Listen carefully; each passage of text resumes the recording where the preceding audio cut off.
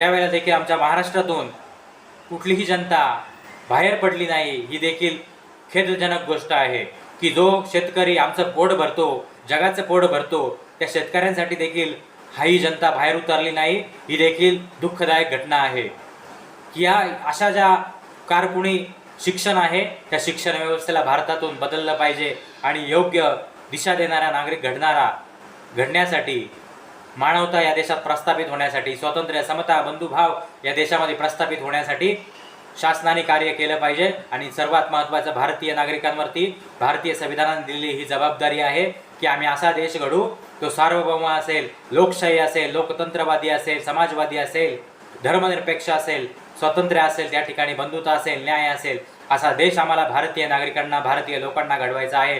त्यासाठी आपण सर्वजण प्रयत्न कराल अशी अपेक्षा करतो। एवढं बोलतो। धन्यवाद। जय हिंद, जय भारत।